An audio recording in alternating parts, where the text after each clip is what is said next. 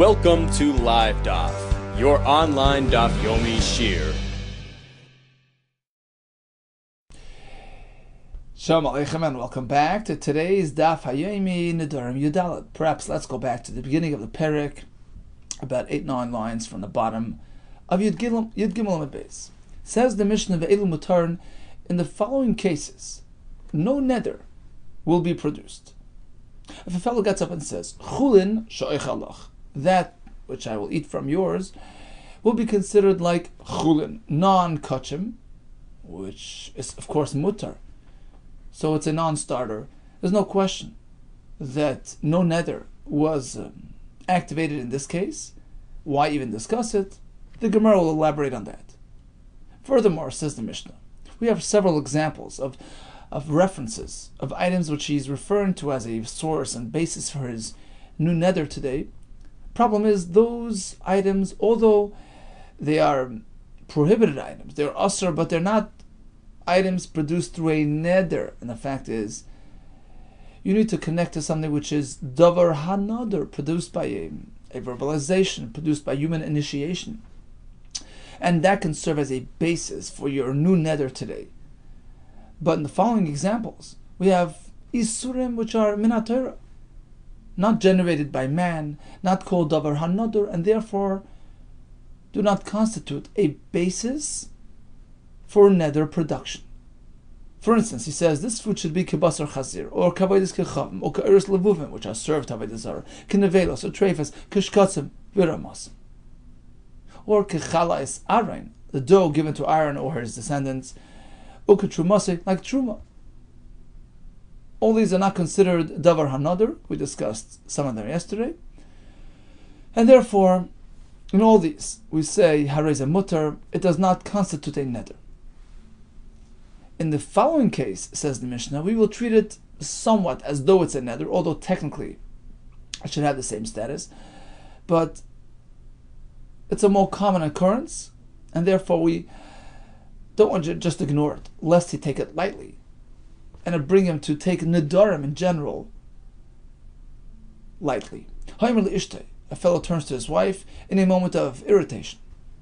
You are going to be considered to me like my mother in terms of relations. In this case, says the Ran, it's common for a fellow to turn and be oiser his wife in a moment of rage, and therefore we take more precautions. We want to sort of take it more seriously. Since it's something common, we can't just ignore it, lest he take it lightly and take nedarim in general lightly. And therefore we pretend, so to speak, that a neder was activated, and we compel him to go through the formal neder, revocation process, the hataras nedarim. We have to find some sort of outside reason, some sort of reason that he would regret having said this. Question, why? He was toilet the neder in his mother, which is a davar ha'asr, not a davar ha'nadar. Answer, so that the Amaretz, we're speaking about specifically an Amaretz, an unlearned fellow, who might draw conclusions that, neder is to be taken lightly. We don't want that to happen. He shouldn't take nedarim lightly. So we apply ourselves with the utmost seriousness to this case. He has to go through the hataras nedarim procedure. So the Mishnah begins with chulin she'oichalach. Says the Gemara, Tamad Amar chulin she'oichalach. Obviously, this is a pashat halacha. It's an obvious halacha that when you say, the food should be like chulin, it's okay. Evidently, the point of the Mishnah was not for the actual expression itself, which is obvious, rather for the implication, for the diuk. It's only okay because he said chulin she'oichalach. Your food should be chulin. But evidently, Omar la chulin she'oichalach. Had he have said it a bit differently, la chulin, which is like loy chulin, a non-chulin shall be that which I partake from you. Mashma, we draw from there that his intention was to say, Loy lechulin lahavi. It should be a non-chulin ela carbon. Rather, we'll treat it like a carbon, which makes it like a neder. Mani masnisen. Who is the author of the Mishnah? Rabbi Meir. Is it Rabbi Meir? Halesle michlal lav. He doesn't subscribe to this idea of taking a negative and flipping it into a positive. You have to speak clear words to make a neder. A non-chulin should become your food. That doesn't work. Vel Rabbi Yehuda. So our Mishnah is Rabbi Yehuda, who does allow implications to trigger Nedarim. Well, why the repetition, Hainu Reisha? Haven't we already discussed it in past Mishnayos? Why discuss it again? Answers the Gemara, you're right. The first halach in the Mishnah wasn't really necessary, but was just sort of, to complete the list of permissible examples. I did tani kebasar chazir, kavadis kechavim. Since we were going to, give us a full list of cases of things which don't trigger Nedarim, lachik tani chulin, we just mentioned chulin on the side as well. Ravina Amar, he says there is a lesson learned from the first opening example of the Mishnah of chulin she'echalach. Hachik tani, the Mishnah means like this: ve'elu mutarn ki chulin. So chulin is used as an example of something which is totally mutar. Is that a question? So the Mishnah begins by saying, look, I have many more cases which will have the same status, as though he said chulin, basically worthless words that don't trigger Nedarim. If he said your food is kibasar chazir, kavadis kechav. What's the purpose of expressing it like that? Of comparing those to chulin? V'iloi tanu chulin havamina bo yishela. Answer is, because otherwise I would say, if he says kibasar chazir, or any other of those expressions, although minat Torah, it doesn't trigger an neder because they're davar ha'asr, not davar ha'nadavar. Perhaps she'ela you still have to go, present it to the Rav, to the Chacham. We compel you to follow the normal, formal procedure to revoke the neder, so that you don't take Nedarim lightly. That's what the Mishnah turns around and says, no. Ve'elu mutarn ki chulin. In the following cases, we treat it like he said chulin, nothing, it's worthless. Now, what would be the difference between, those cases and the last case in the Mishnah where he turned to his wife and over there he has to go ask Kataras and Dharma? So the Ran explains because that's something unfortunately more common, so we're more concerned about treating that with more severity. So, bottom line is the Mishnah starts with the expression of chulin to show that everything has a din like chulin. No hataras and terms needed, at least in the first set of cases of the Mishnah. How would one even fathom, hachi, to learn the Mishnah in this case, even without starting with the chulin she'echalach expression? It's pretty obvious that all those expressions of chazir and isurim do not generate concern at all. No she'ela is needed there at all.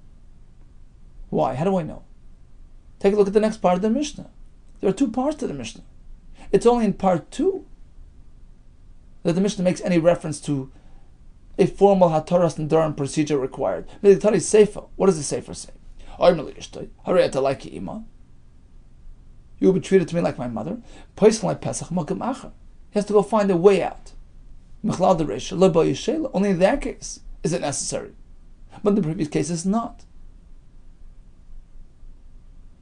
So the structure, the arrangement of the Mishnah itself points to this idea that the first part, the entire list of chazir, all that, pose no concern at all. Even had the Mishnah not begun with chulin she'echalach, you would already figure that out. Ela machvarta, rather the correct approach is chulin mimelo naspa. You're right, that first expression, chulin she'echalach, was just agav orcha, by the way, with no real integral purpose. Having said that, we now deduce that a neder must be based on a davar hanadar. It must be compared to something which was created by verbalization, by commitment, by neder. And that indeed can serve as a source. You can draw from that. You can draw energy from that, some kedusha from that, over to your neder. Minan immediately, how do we know that that's true? You can't just connect to something which is asr as well. Amakra ishki yidor neder lashem, yidor neder. Yidor neder teaches us a neder must be based on a neder. Acha yidor, it only works if you commit with a neder that's based bidavar hanadr on another item which was neder produced. If that's the case, I feel bidavar asr nami. Well, maybe the pasuk is actually referring to two types of connection. You see, because the pasuk reads like this: Ish ki yidor neder Hashem, and then it says Le'asor Israel nafshay. So perhaps Le'asor Israel will tell you, even connecting to something which is asr. Le'asor Israel nafshay. Even that would work. Answers the Gemara, no. That expression, Le'asor Isser, is indeed referring to a davar hanadr as well. And the Ran says it's logical. You want to draw from some source to create a nether, it has to be, likewise, like-minded. It has to match. It has to have the same, characteristics as a nether. What about lesser Isser? I'll tell you what it's coming to teach us. Lesser Isser miboyle. Look at this sign. It's coming to teach you a new halacha. That there's a certain type of neder that you would like to draw from. Problem is that neder is a limited neder. It's only something which is usher to you, let's say. It's a personal isser. That also can work. Look at the Sanya, as we learned a couple of days ago, regarding that yard site. He's referring to a father's yard site on which he accepted upon himself certain restrictions, limitations. It's personal. It's not something universal. And still you can refer to that as your source, as your basis for creating your neder today. Ezeu Isser Amabatera V'chulu. We had the whole story. He set aside a day for restrictions, for tinus, no basar, no yain. It's a personal, observance. Still, that can be used as a catalyst for your neder today. So, bottom line is, you can be teifes, you can connect to something and use that as a basis for today's neder, provided it's a davar hanadr. Let's go on to the second part of the Mishnah. And the Mishnah says, we don't just let him drop it. You have to go and do a Torah and Nedarim. Raminu have a kasha. Turns to his wife. I'm going to treat you from now on like my mother's flesh. Meaning, in terms of relations, you're asr to me like my mother. A mother is a davar ha'asr. K'basar achoisi, like my sister. K'orla, k'klaya kerem. Like fruit within the first 3 years.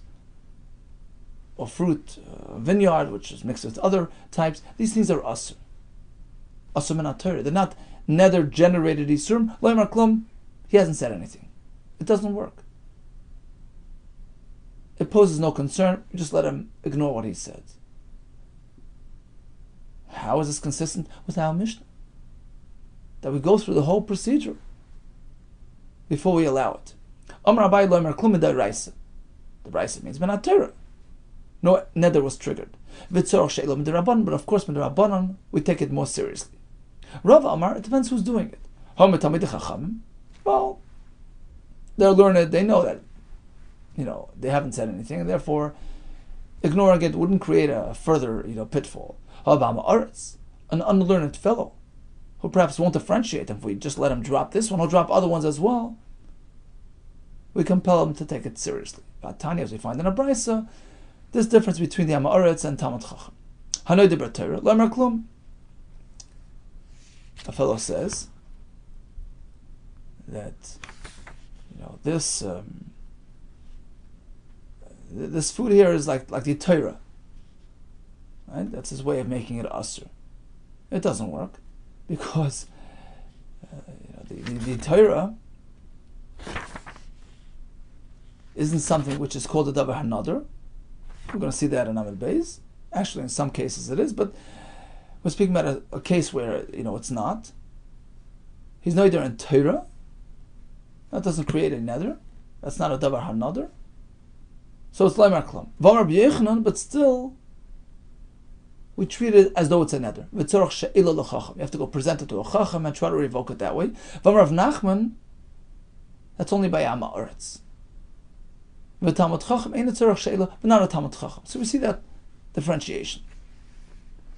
So although sometimes it's not a neder, but for Am Haaretz with machmer, he's required to go through the procedure. Now the Ran, in its conclusion, says like this: when are we concerned? When do we require she'ila of the Am Haaretz? When don't we? So we have three categories. By straightforward isurim like basar chazir or nevela, which are used as a basis for a neder, it's something that doesn't concern us, even by an Am Haaretz. But when it comes to the Isha, when he's making his wife Asr based on his mother, that's something which is more common, unfortunately, says Ran, and therefore there we take it more seriously, provided he's an Am Haaretz. And regarding the Noida B'Torah as well, says the Ran, there's so many details, so many variations, as we're going to see in a minute. Sometimes it is considered a neder, sometimes it's not a neder, and therefore, once again, by the Am Haaretz, who might confuse things, we treat it differently than the Nevela Treifa, which are straightforward Yisurim. Here, in some instances, it's depending on his expression. Sometimes it is, and sometimes it isn't. Therefore, we just, make it simple and straightforward. Every type of Noida B'Torah requires a She'ila L'Chacham if he's an Am Haaretz. Okay, so what are the various variations when it comes to Noida B'Torah? Says the Brisa, Tanya. HaNoida B'Torah L'Mar Klum. A fellow uses a reference to Sefer Torah in order to make his neder today. He says, Bezu HaTorah Shalai Eseh. Right? Making a shvua. The Ran says Noider over here means the Lashon shvua. We find Noider and shvua are interchangeable. So here he's promising, he's taking an oath. In the name of this Torah here, I will not do this, I will do that. Loimer Klum, it's worthless. Why? So the Gemara soon will explain to us, because in a Sefer Torah you have two aspects. You have the parchment, which is not considered Davar HaNadar, although it becomes Kaddish.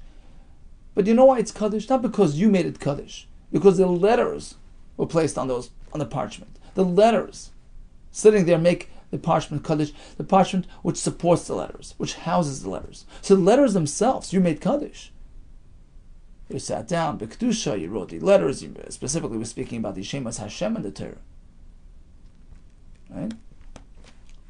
When you make a Shvuah, it's based on Hashem's existence, Kaviyachol. So even though you didn't actually say the Shem Hashem, as the Ran says back on that base, you don't need to say Shem Hashem, but typically a Shvuah is based on a mindset, on a Stam Das, that I'm referring to Hashem's name, I'm swearing on Hashem's existence, so to speak. So regarding a Torah, there are two ways to look at the Torah. The parchment, which houses the text, that's not called Davar HaNadar. What is Davar HaNadar? The Haskaris, the Shemos of Hashem. The Ran says, because they're Nedarim, Shaydei Aksiva V'Achana L'Shem Kedushem Kedushes. How do the Shemos of Hashem and the Torah get Kedusha? Because you prepared yourself. And you produced the Shemos B'Kedusha. That's called Davar HaNadar. It's produced by human initiation. So a fellow says, I'm taking a shvuah in the name of this Torah. Loimar Klum, it's worthless, because perhaps he's referring to the parchment.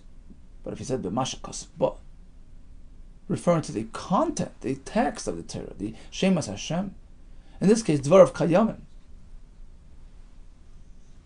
his words activate a shvuah.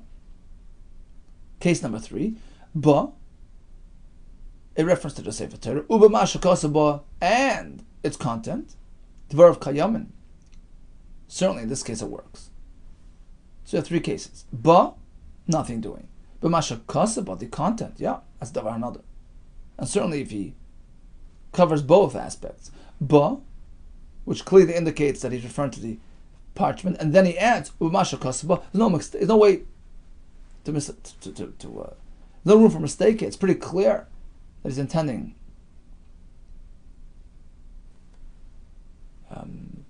with a reference to the content. Dvar of Kayam, it creates a shvua.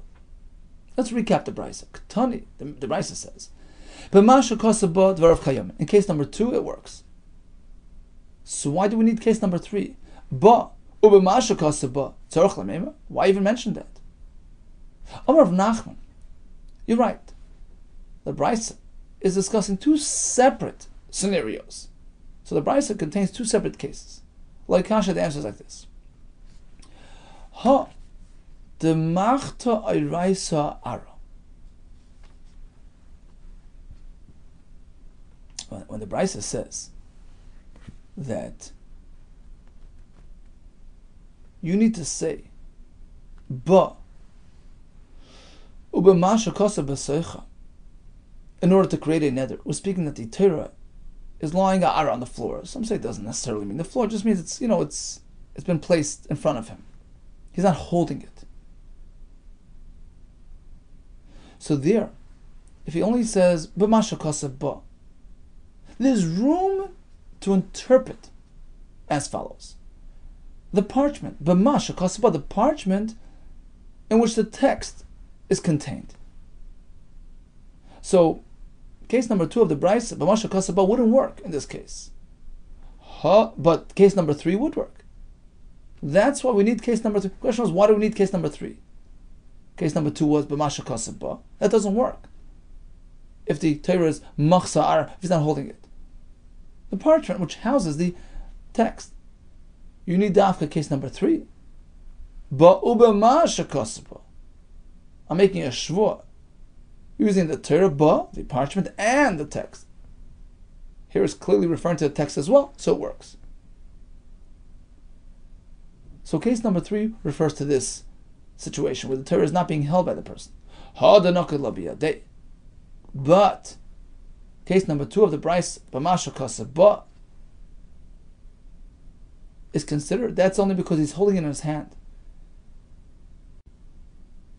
Since he's holding it, he has a different point of reference. If he's just referring to the parchment, he would just say this. He wouldn't say b'masha kosa ba. This elaborate expression evidently is alluding to the content. Look, b'masha kosa ba, yeah, I'm making a shvua relating to the content of what I'm holding. So bottom line is, the Brisa reflects 2 different cases. So case number 1, expression number 1, ba or b'Torah, that wouldn't work in either case. Because perhaps b'Torah is just a reference to the parchment.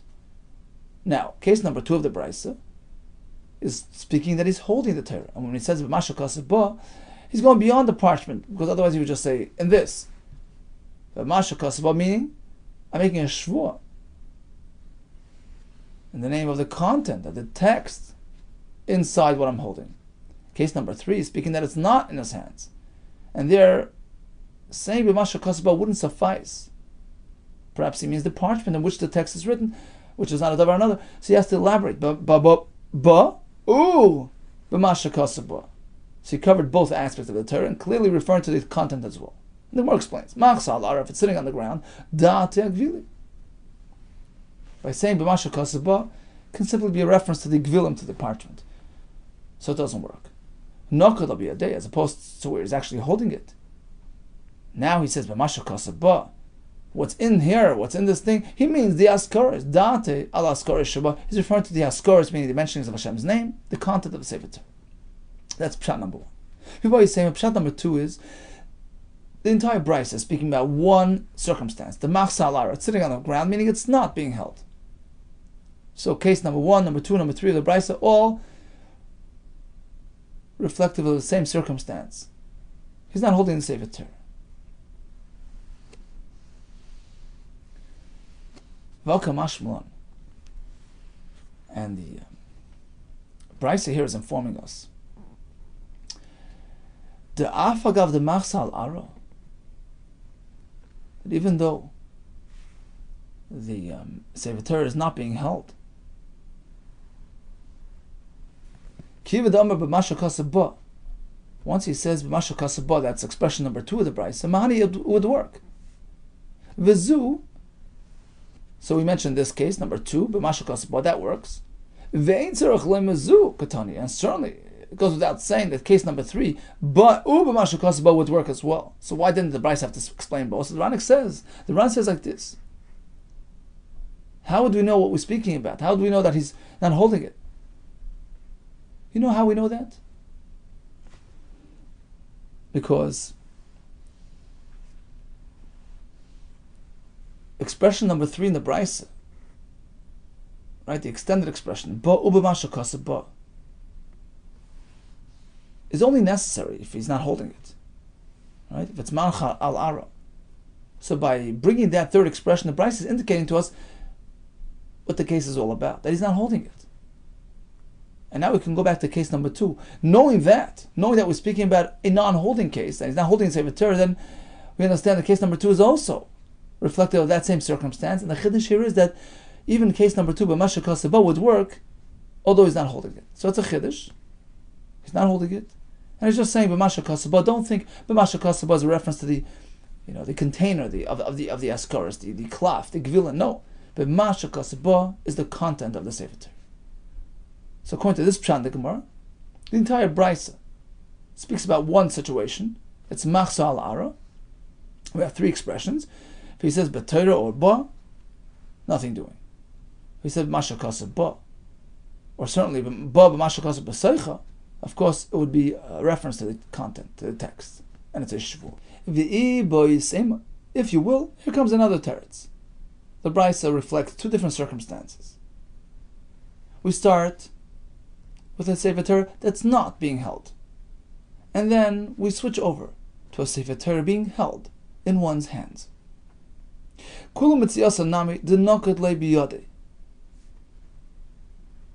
So the Bach takes out Metziyasa, and the Ran seems to be Guris Seifa Kamashmon, give it the Nokat Lebiyade. Either way, the point of the Gemara is like this, that the last case of the Brisa, expression number 3, ba u'b'masha kasba, is speaking, he's actually clutching the Sefer Torah. And guess what the Brisa is teaching us? If a fellow is clutching a Sefer Torah, any expression works. Even ba would work. Ba, in this, the text inside what I'm holding. Welcome, Ashmon. The Bryce is teaching us. Give it the nakal biyade once he's holding it. Even if he just says ba, we treat it. Right? The Bryce says ba kasaba works. You know what the Bryce is trying to say? You don't need to say the whole thing. No, even ba alone would work if he's holding it. It's a reference to the content. Ba is like he would have expressed it in a complete form. B'masha kasaba. Even if he just says ba, Command Amar says, as though he said, as though he spelled it out. Command Amar b'ma shekasa ba. It's as though he said, I'm making my shvur in the name of the content, the name of the Shemas Hashem inside. So the Brisa begins with the Sefer Torah that's lying there. And in that case, just saying ba doesn't work. Maybe ba means the outer aspect of the Sefer Torah, the gvil in the klaf. The only way it works is b'mesha kasaba, case 2 of the Brisa. Then he's clearly referencing the content. That's because he's not holding the Sefer Torah. You need that expression. But if he's holding the Sefer Torah, that's case 3 in the Brisa. Ba or b'masha kasaba, meaning even ba works. It's as though he said b'masha kasaba, and therefore it works. Okay, it's a bit confusing, but in summation, we have a fellow who is neider b'Torah. Now we have biyadei, either he's holding it, in which case we can have 3, forms of expression. We have ba. Well, according to one pshat in the Gemara, the first pshat, it wouldn't work. According to the third pshat, the one that we just mentioned, even simply saying ba would work once he's holding it. And then next 2 expressions, b'masha kasaba or ba b'masha kasaba, certainly that would work. Regarding a Sefer Torah ba'aretz, according to all approaches, simply saying ba doesn't work. Ba means that, that Sefer Torah right there, the outer aspect of the Sefer Torah. The gvil in the klaf. When it comes to b'masha kasaba, that depends on which approach you take in the Gemara. According to approach number 1, it wouldn't work in this case. According to approach 2 and 3, it would work. And certainly, ba umashakasu ba works according to all approaches, in all circumstances. Okay, let's just learn one more Mishnah. Koinam sha'ani yashin. My sleep should be asr like a carbon. Shani bedaber, my speech. Shani mahalach, my walking. Haimel isha, he says to his wife, Koinam shani meshamshich. My interaction with you as married is a carbon, is asr. So I can't get involved with that. You consider it somewhat related to a neder, which has the lo yachel, one cannot violate his words.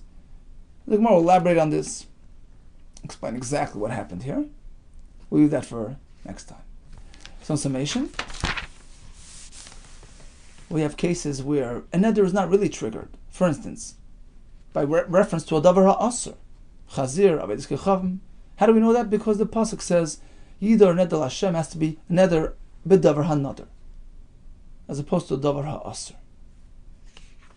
We find that in some cases, by nama aretz, according to Rava, by nama aretz, you need she'ela, you have to treat it as though it's a neder.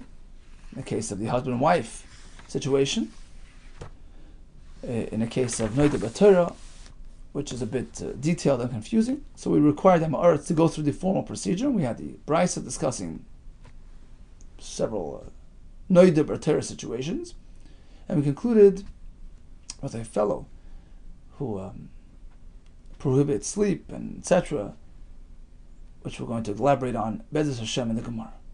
All the best to you and Hatzlacha Rabbah.